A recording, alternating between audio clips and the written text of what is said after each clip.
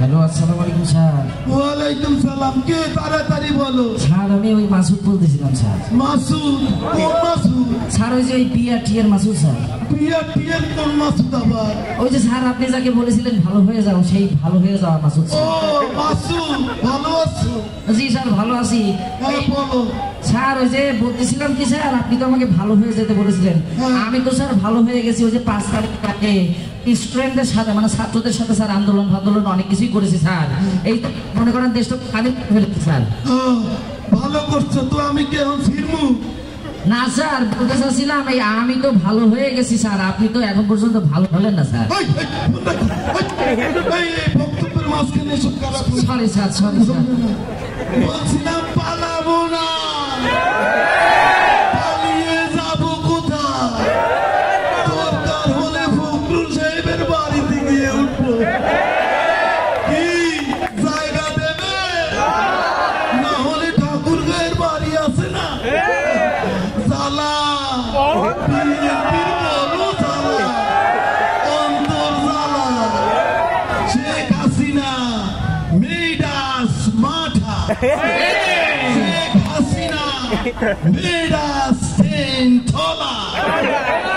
শেখ হাসিনার নেতৃত্বে আমরা একটি স্মার্ট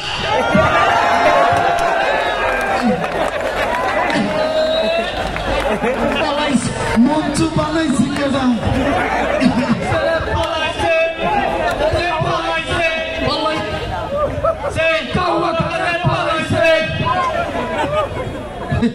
কাউকে তো পলাই গেছে না? পলাই গেছে গা। ওরে ভালো হয়ে যাও মাসুদ তুমি, এই কথা কে বলবে?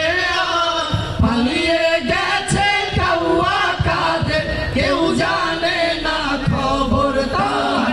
ভালো হয়ে যাও, ভালো হয়ে যাও মাসুদ তুমি, এই কথা কে বলবে? পালিয়ে গেছে কাউয়া কাদের, কেউ জানে না খবর তার। ভালো হয়ে যাও। ফখরুল সাহেব আপনার বাসায় কাহুয়া কাদের গেছেনি, ঠাকুর গাঁয়ের বাসায় তার থাকতে আপনি দিছেননি। তার সাথে যে হিসেবে বাকি কোটি কোটি জনতার। পালিয়ে গেছে কাহুয়া কাদের, কেউ জানে না খবর তার। ঠিক না?